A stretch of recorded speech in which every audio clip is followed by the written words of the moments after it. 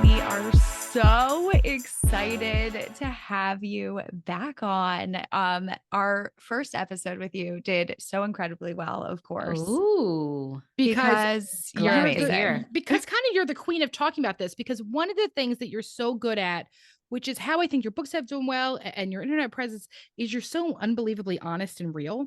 Mm, And there's a lot of psychobabble bullshit. You know all that, right? Like, and there's a lot of people saying stuff like, you got to cut them off or you got to do this. And I think you have really developed this beautiful nuance, which I think is very hard to do on the internet. But now you're back and you have a new book out. I do consider this. You gotta cut them off. I could talk for a whole hour about that. Yeah. Oh my gosh, you But gotta you cut them see off. that Discord online, right? Like, and the entire Discord is just like more rigid boundaries, as if there's not a better way to live. And for me, right, set boundaries, find peace was incredibly life changing for me. It's been Thank you. remarkable for so many of my clients as well. So tell us a little bit about Consider This. Well, consider this is a book about many things. It's a daily reflection book. And in that book, I talk about mental health, I talk about relationships, um, I talk about a whole assortment of things. And I started writing it because every day I was wanting to be inspired by an idea or thought. And so I thought the best place to do that was on Instagram. And so Mm, each morning for about a year, I would wake up and I would say, what's an inspiring thought? What is something I can talk about? And each day that was a little different. And I talked about a variety of topics in a way that you stated that I'm known for, in a very direct way. Sometimes those topics are about grief or giving ourselves grace or people pleasing or what to do when you don't use your stuff and you have so much stuff, how to not want what other people have, like yeah. all sorts of things. So it is Mm. a daily reflection book. So it's short passages meant to be used over a month, over a year, or if you just want to read a page a day, you can do that as well. So it's really up to you.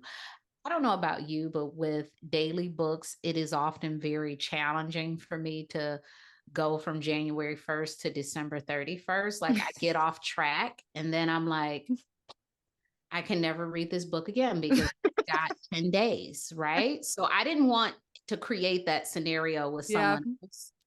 I have since learned that you can just read the book wherever it is, right? Like you don't have to stick to the date. But I was being a bit of a rule stickler for a few years, and there are some books that I probably need to revisit because I stopped on January 15th, and I was like, well, there goes the year. Got to It's try it done. again It's next year. over. Done. You really killed it for those 2 first weeks in January, though. Really phenomenal. Oh, consistency on point. So now, with this book, I'm like, I'm not going to do that just in case there's somebody in the world like me who's like, I've got to do it this way. It's like, Yeah. do it any way you want to. You create the plan. You know Mm. what? You know what it made me think about, because, we always talk about, how important it is to like get to know yourself and be very consistent with like understanding yourself and practicing taking care of yourself. And I'm just kind of picturing, as you're talking about this, you writing this book or like coming up with these inspirational things. And I'm just wondering like how that practice is just for you as a human being to like come up with this every single day and like really. I'm just wondering if did that feel challenging for you? Or did it feel helpful for you? Like, what was that like for you? It's a fun, creative practice. Mm. It was a really fun, creative practice because you never know what's inside your head until you try to pull it out. Mm. I And think there's, yeah. Go ahead. And most of those days, someone would say, "Oh my gosh, this is exactly what I needed to hear," or, "Thank you for this," or they would send me some story that related to the thing that I said. So it was like, I'm on the right path. Here I am thinking I'm just, pulling a thing out of a hat. And it's actually a very hopeful thing for other people to have and for myself to be able to see. And I think when we're living life, there's so much inspiration around us. Like if I was to, have that process all over again, I could come up with new stuff per day because so many things are happening even today. Yeah, I mean, if I just came up with something off the top of my head, I'm thinking of, and this is how my content comes up, so bear with me. Yeah.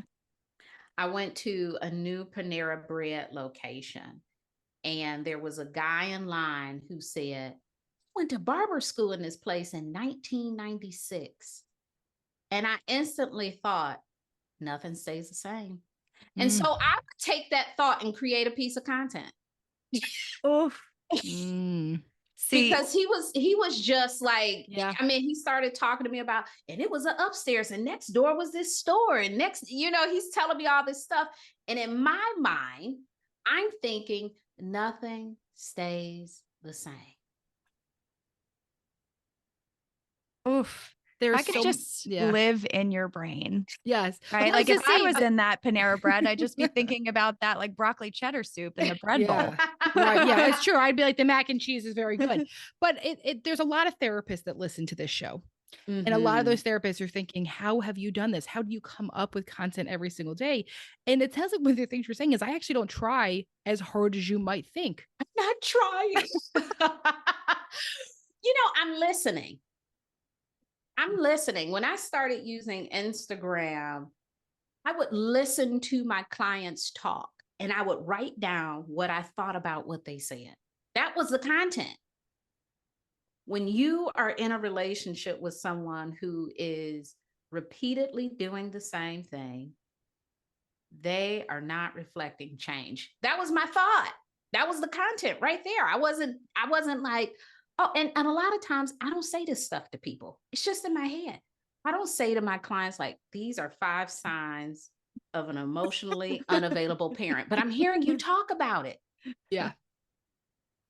I've lived it, Right. So a lot of this stuff is just like, if I think about what I'm listening to,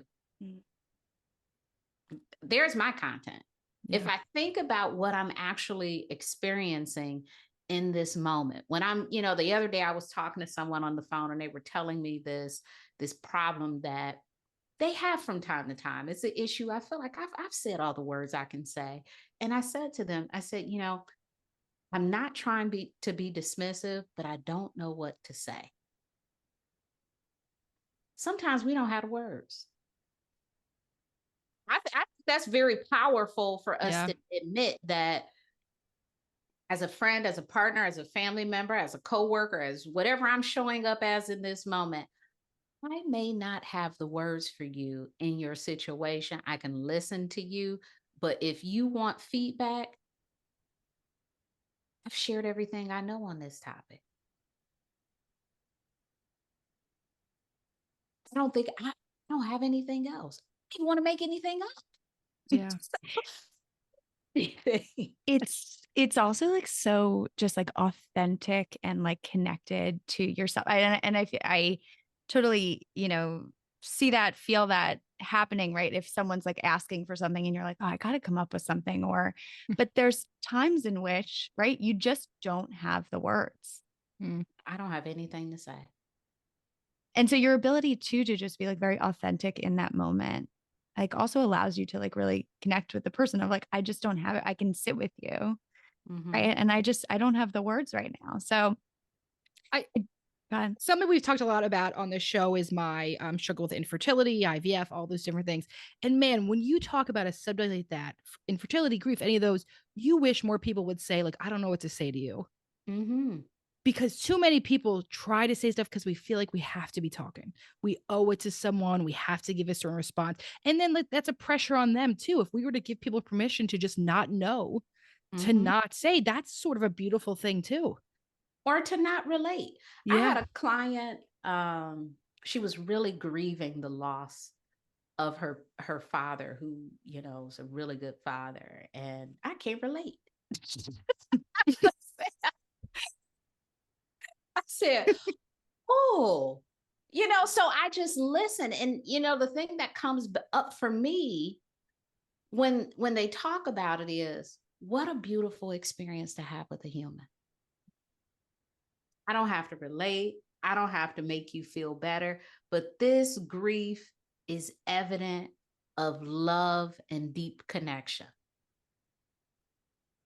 Wow. I cannot make you feel better.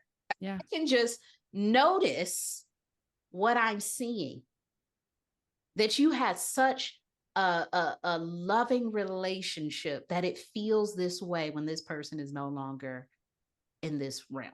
Mm. Your desire to be a mother is so strong that it hurts you. Yeah. What a beautiful thing. Because everybody doesn't feel that way about mothering. Everybody doesn't feel that way about their parent dying. So when we see that, we don't need to relate. We don't have to make them feel better, but wow, you are you've changed me. I want somebody to love me like that. I want to feel that way about something. So yeah, as we're listening to people, it's not always our job to help. I mean, you're a therapist, you know that there are often times where we can't help. There's not a wise word we can say. Sometimes I do want to cuss and fight your people for you. Right. I'm like, let your mama come in here. Okay. I mean, that's how she was acting on your birthday. Yeah. You her to this therapy. It's like, I want to square up with your mama. To put on some boxing gloves with your mother, because the way she is treating you, hey, I can't take it. Yeah. I have, this is maybe a total tangent, but I have a great idea for a show and I hope that someone makes it. It made me think of that. What It's is like there's it's almost like a Dexter situation. Oh. But the therapist like goes and finds the people that are hurting their clients. Oh my God. Can someone pick this show up so I can watch it? Oh my God. I love it. But plot twist. All clients aren't honest. True. Ooh, that can be part of it. Have you ever had a client that's lying to you? I have. Yes. Definitely. Yes. Many times. Who have made up so much stuff. Yeah. I'm like, we are not supposed to Google them. We are not supposed to. But I mean, a lot of fiction stories. Man, this could not have happened. If this happened to you, I mean, it was like Forrest Gump like stories. Like, just like, and when you ran to Alabama, then what happened? It's like, and you were dancing with Elvis. And then what happened after that? I mean, some people just have some stuff where it's like, this is not true. And I don't need a Google. I don't need a encyclopedia. Just know this didn't happen. Like there's something when they say trust your gut. So that sounds like a good show, but that therapist should fact check. I think that's part of the twist. That's like part of the twist is they like show up and realize that it wasn't true. And then they have to listen. Someone, yes. From some network. So do they contact me? Do they get the client after that? Like, what do they do with then? I haven't gotten that far in my writing, but I'll let you know. Okay, so the therapist goes and does like some objective observing to the system, and then is able to see like how much of a narrative the client has really created, because it's true. And so it's interesting because we want to ask you to say some questions about emotionally immature parents. And one, I love this topic. I think it's amazing. And once again, anything that becomes popular on social media, I think people love to say, this is me, right? Like, oh, this was my parents. This is my parents. Like, no, just because your parents didn't buy you a new fucking iPhone does not mean they're emotionally mature, but sure. And so this is something important to keep in mind, folks, right? Is that like, we have one version of a story. Our version of a story is often out. The characters are different. The version is different. There's many plot twists. So we're going to jump into that, and then you guys can keep working with your Dexter show. Thank you. Maybe it called something different. Texter, maybe. You know what that just reminded me of as you said that is all emotional unavailability abuse. Because I think online we see it coupled with abuse, like in and of itself, it's abusive. Some forms of it. Yeah. Some forms of it, but there are times when people just don't have the tools and they love you in other ways. It's just like this emotional piece. They can't quite get there, but they're very loving in other ways. But it's almost as if we've taken parents and say, if you can't do all the things, I've been abused. Yeah. I think there is a distinction that we don't make between like neglect, abuse. There is like some levels to when we leave a situation and when we try to accept that a person just can't give us something. Like, Yeah. in the case of an emotionally unavailable person, we may choose to stop being available with them. And that's how we're able to show up in that relationship. Because my expectation has changed. Yeah. You don't have to celebrate my good information, but you also won't get it. You won't get it. You'd have to watch TV to find out, because I'm not going to tell you anything. I'm going to go to the people who are actually available for me, but I still love you. I still want to be in relationship with you. That's just not a need I have with you. One of my favorite things that you said in our last podcast was you said, like, even the serial killer next door was nice to somebody, right? Like, you you interview these people and it's like, I don't know, help me with the garbage one day. And that's true. And you'll have, especially when you talk about grief cases, you'll have people come in and they say, well, other people said my mom was so great. One of the things that'd be hard is that my parents would be like, oh, your mom's or other kids would be like, oh, your mom was the best. That was their memory of this person. Yeah. And it is hard to reconcile different parts of people and write a full story. Yeah, people have different parts. I have different parts. There's a part of me that is so social, that just loves to talk to people, and there's another part of me that's like, I don't want to go to the thing. I just want to sit up. So it's not like if I'm this, then I'm not that. It's like, well, it's dependent on the day and time. Yeah. It's like, am I always nice? No, sometimes there are times where I need to be a little firm. There are times where it benefits me to be selfish. It benefits me to say, no, don't give it to that person. I need it. So there are times for different parts of us. I think the problem is when we often operate in that negative zone. But there are some gritty characteristics that are helpful for us. That's not a bad thing. That it's like, you need to have a little warrior energy to be a certain level of successful. You do. Yeah, absolutely. I mean, you got to create badasses somehow, right? Like yeah, a little resiliency, a little grit, not too bad, right? Yeah. Right. You need a little bit. Okay. Are you ready for some listener questions? Absolutely. I mean, do you need to like do a little prep? You feel like you got this? No, I love therapy improv. Go ahead. All right. Give it to me. Put it away. All right. Let's yes and this. Okay. How to navigate the emotionally immature parent-child relationship as an adult? Emotionally immature parent-child. When we realize that our parents are emotionally immature, hopefully we do the work to accept them as they are and not try to change that about them, because that's their work to do. Think of a toddler who is having a tantrum and you say to them, stop crying. That typically doesn't work because they don't have the emotional capacity to stop like that. They're trying to go through a process. It is the same way with emotionally immature adults, telling them, don't yell, don't name God, all this stuff we try to do, like, you're being immature. This is how a parent is. Parents are humans with kids, and that is it. They're not more mature. They're not always successful. They don't have, they're not ingrained with money management skills. They don't know how to handle all problems. Some people do and some people don't. People are our parents. As children, we don't have the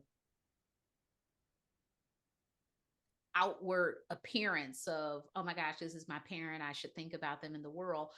As adults, we have to develop that.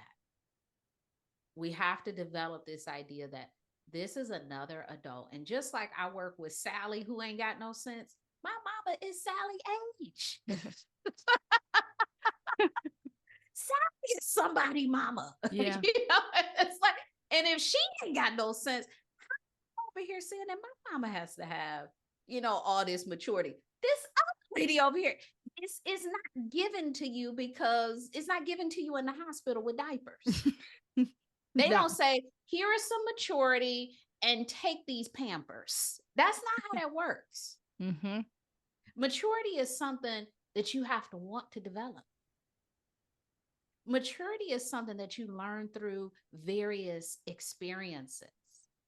Earlier this year, I spoke to a family constellation person. She does this work with like family constellation. And she said to me, your grandmothers are so proud of you because you're doing some of the work that they didn't do. And I said, well, why didn't they do it?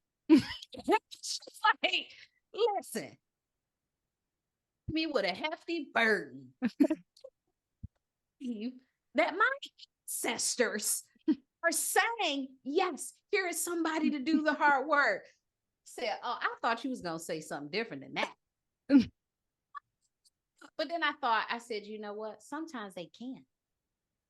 They didn't have the tools. They didn't grow up in a generation. They didn't have the education. They didn't have the mental health resources. They didn't have, all jokes aside, it wasn't set up for them to do it. Mm-hmm. Yeah. It was set up. They set me up to do it. So Yeah. here I am. I'm like, all right, do it. Thank you.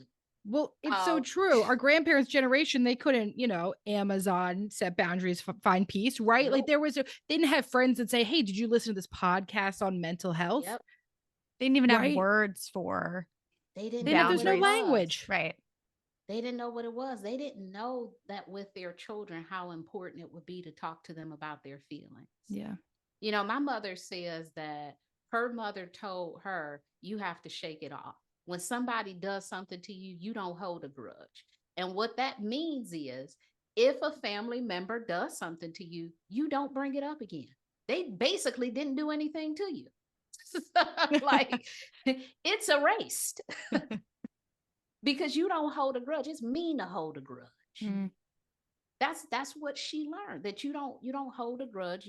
You let bygones be bygones, even if it's the next day they doing the same thing, is bygone. So that's what she was taught. Now I don't know who taught that to my grandmother, but this is what has been passed down. No accountability is what I'm hearing. And these are the adults with children. They're like, I don't have to be accountable because guess what? Bygones have to be bygones. Mm-hmm. We don't hold grudges. And it's like, well, there are some things you do where there is some accountability. And that is the generation we're in now. People are like, wait a minute. There are certain things that you do need to apologize for.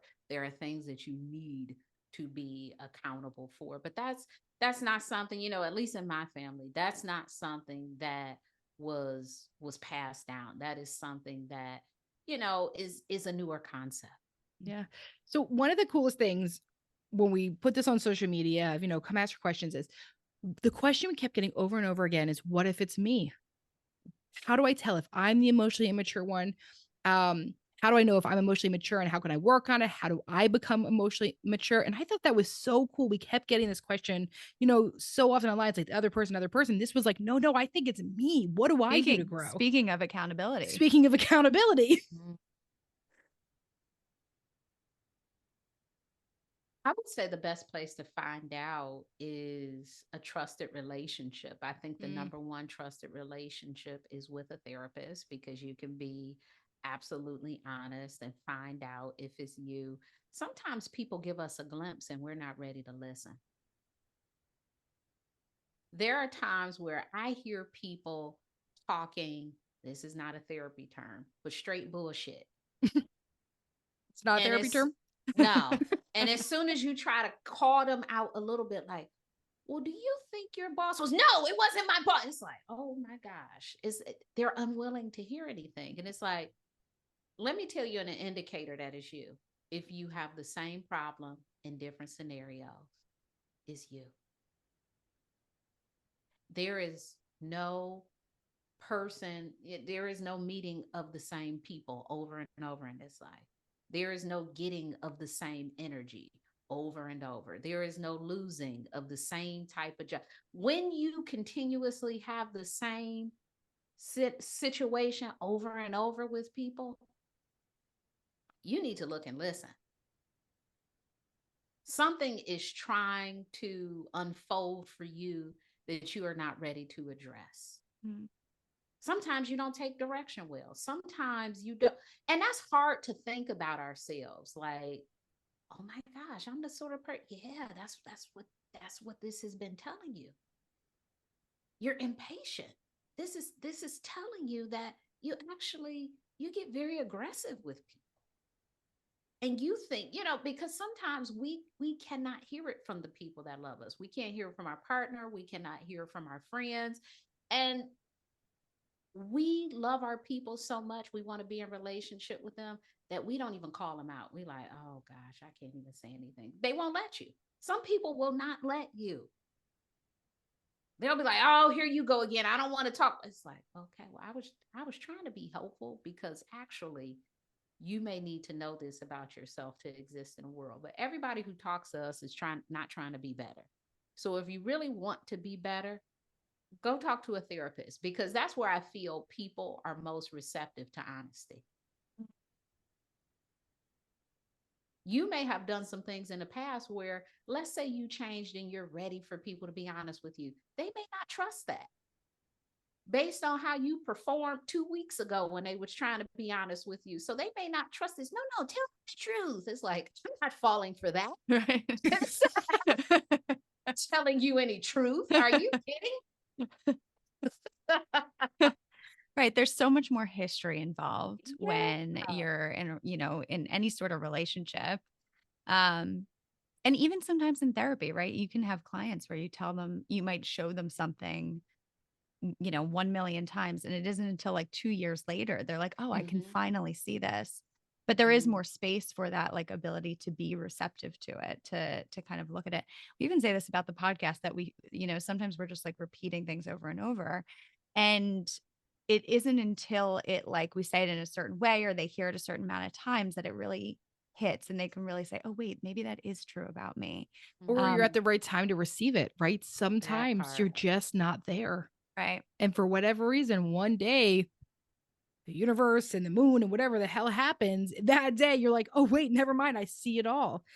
And I think that's a hard thing. But do I let people in my life tell me the truth is a really great thing to say. How do I know if it's me? Can you hear truth?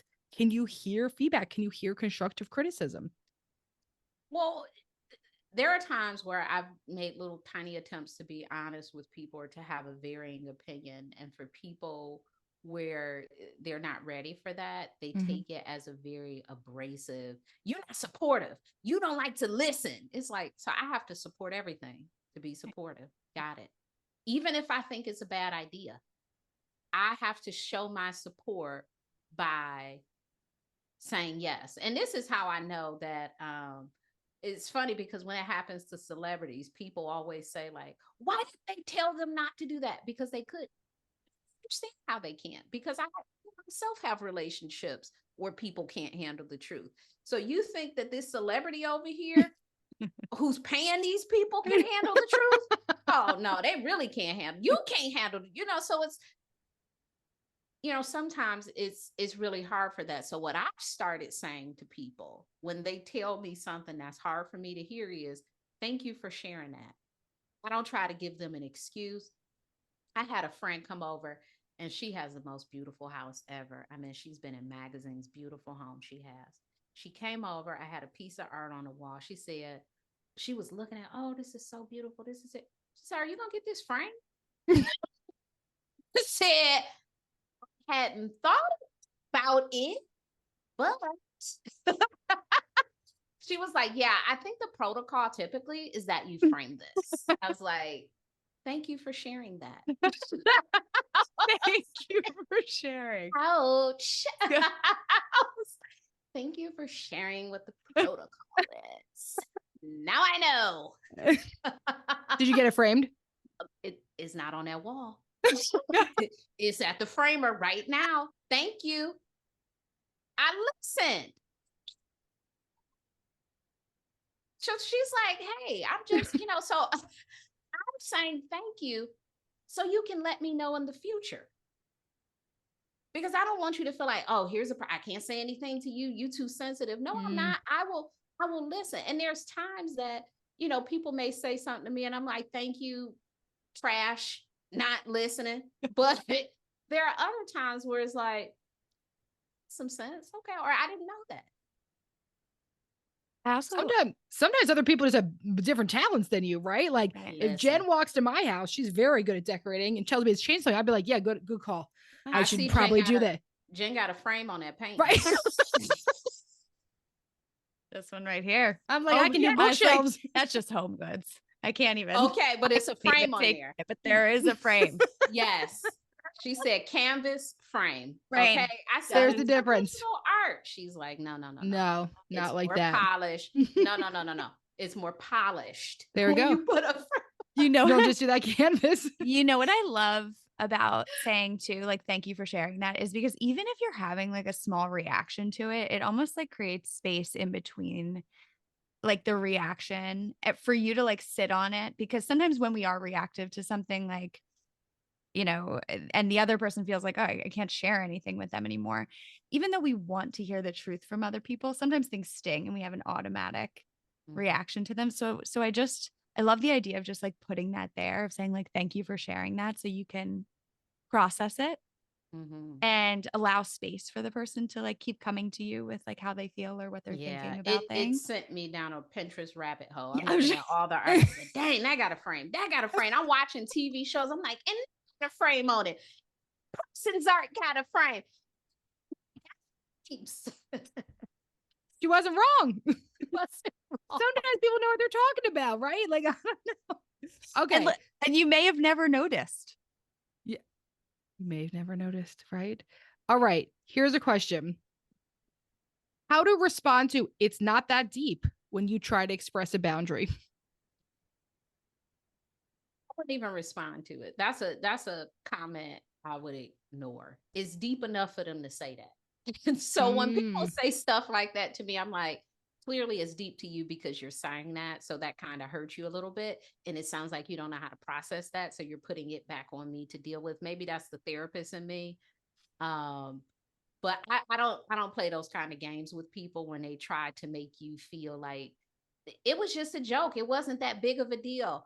I had a situation where someone, they were calling me at odd times. And I said, hey, these are my work hours. You should call me during these times. And they continued to do it. And so the next time that I spoke about it, not the next time they did it, but the next time I spoke about it, they were like, it's not that big of a deal. I heard you the first time. Well, clearly it is.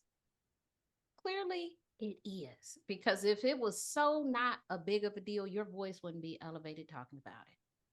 So it must be a bigger deal than you're letting on. So this is not anything that we need to minimize, because your expectation is immediate response. And if I don't respond immediately, you become aggressive with me, because that is what was happening.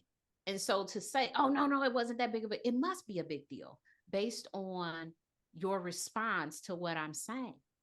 So if you're gaslighting me, that's really what that is. You're gaslighting me into thinking I'm being too sensitive. This isn't a big deal. We didn't even need to talk about that. What I will not do at my big grown age is be gaslit, because I know I'm expert.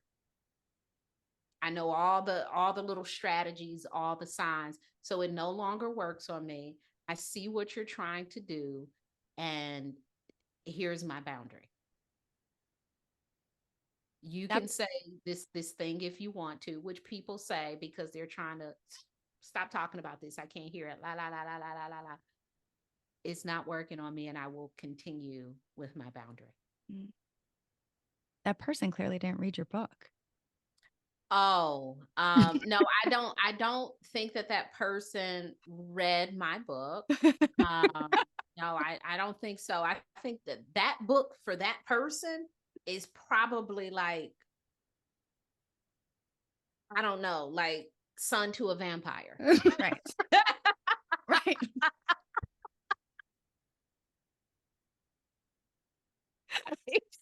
Oh my gosh, if they open the dedication, Immediate. It's melt. immediate.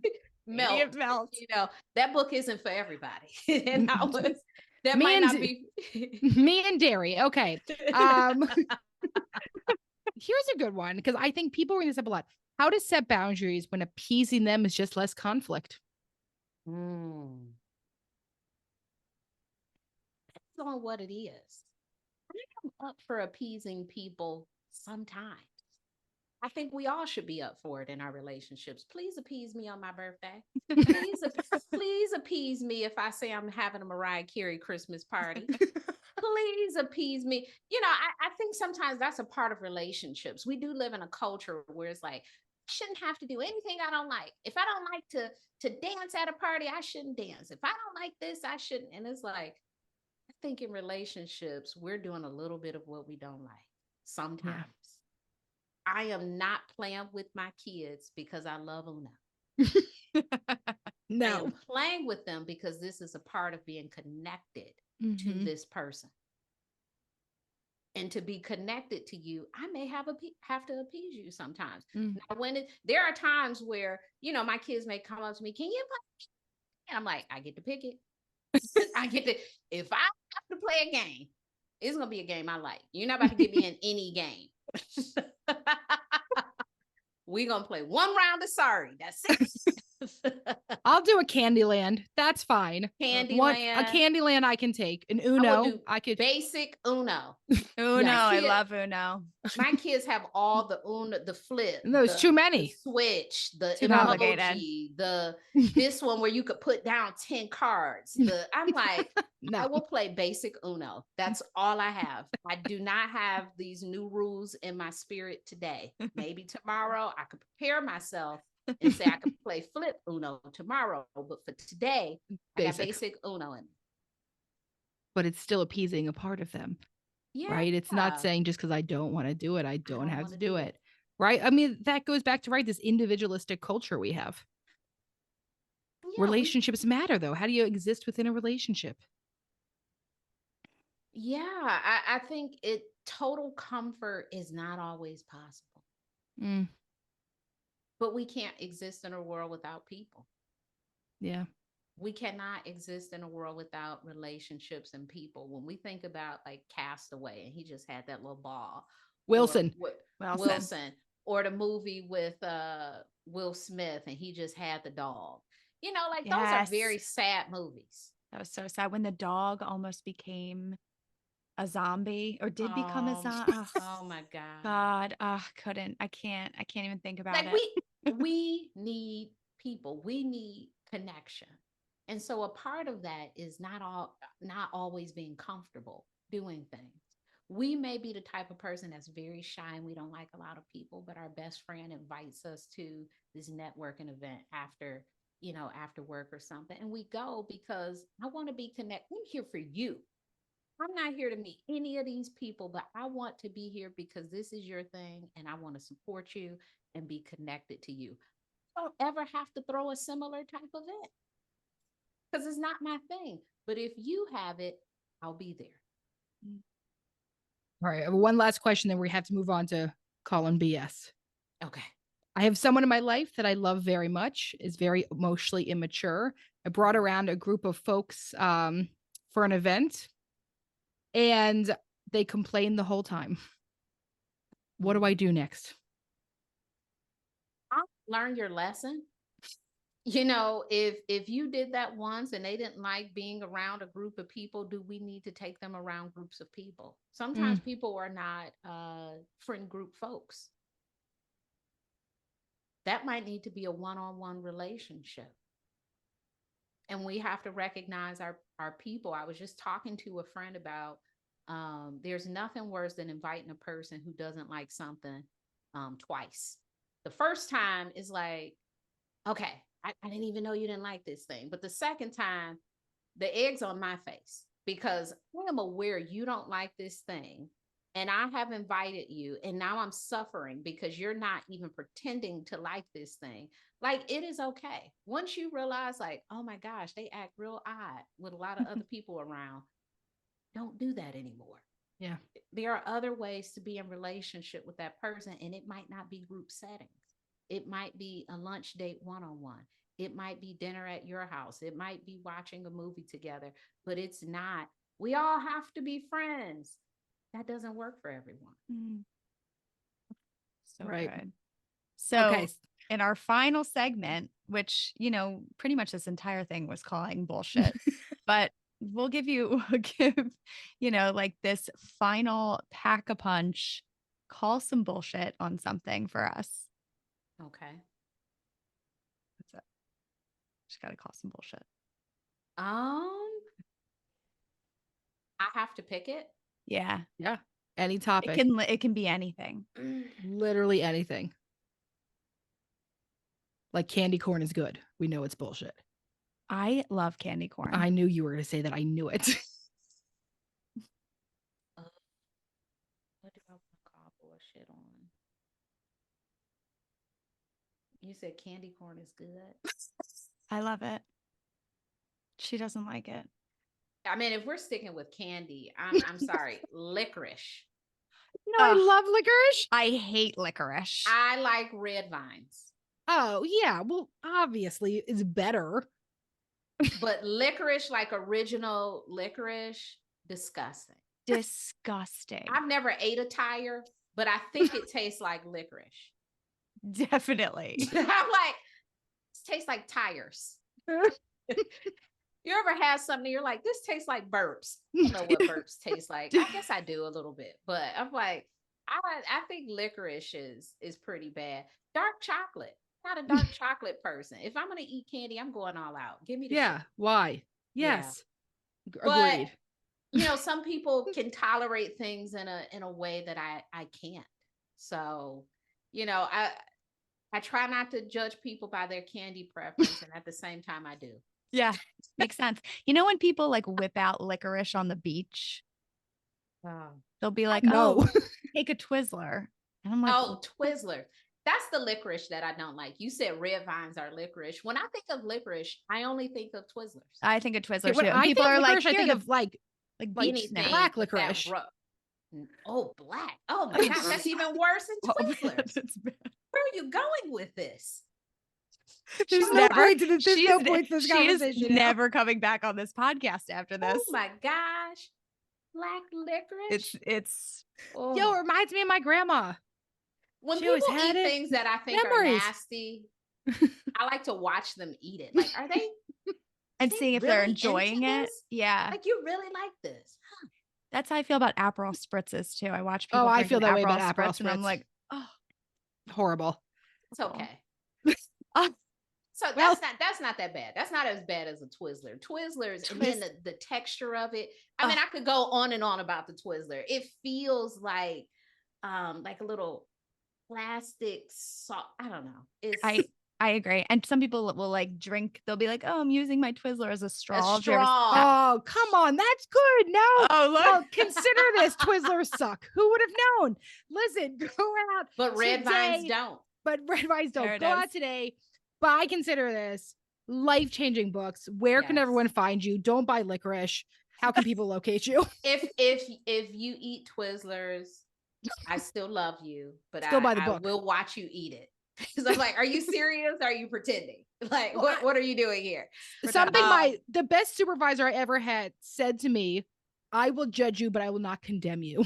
Oh, that's a good one. Right? Of course I'm going to judge you. I'm human. I have to judge, but I won't condemn you. And that's what you're thinking towards Twizzler eaters. Yes. You're eating that Twizzler. And candy corn. I'm anti-candy corn. So yeah, it's bad. I love it. But now we know what to send you as a package for your gift, your book launch. So tell us, where can people find you? Where can they Consider This? I am available on social media platforms as Nedra Tawwab. You can purchase Consider This wherever books are sold. However, please support local bookstores if there is one near you. If there is not one near you, there are tons online. Bookshop supports local bookstores, so that's another place. And also Amazon sell books, Target sell all the places. But if you have the means and you can pay a few extra bucks to support small bookstores, they really matter. They're beautiful, and they're personally supported, right? Amazing. Amazing. Consider this out now. Thank you so much for tuning in to today's episode of Shrink Chicks. We'll see you back here next week for another session. In the meantime, if you want a question answered or a topic discussed, follow us on Instagram at ShrinkChicks. And if you're looking to get connected with a therapist like us to start or continue your therapeutic journey, visit thetherapygroup.com. Just fill out a contact form on our website, and we will personally match you with one of our amazing therapists. And for all of our therapists and group practice owners out there, we also offer group practice consulting. And if you're looking to support yourself further and support our show, check out our amazing merch options at shrinkchicks.com/merch and our Know Yourself, Grow Yourself journal on Amazon. Also, if you'd be so kind, we'd love a rating, review, and for you to share with a friend or an enemy or a mother-in-law, honestly, whoever needs it, so that we can keep reaching more people on our mission to bring mental health topics to your ears every week. Thanks for being here with us. And don't forget, to grow yourself, you got to know yourself.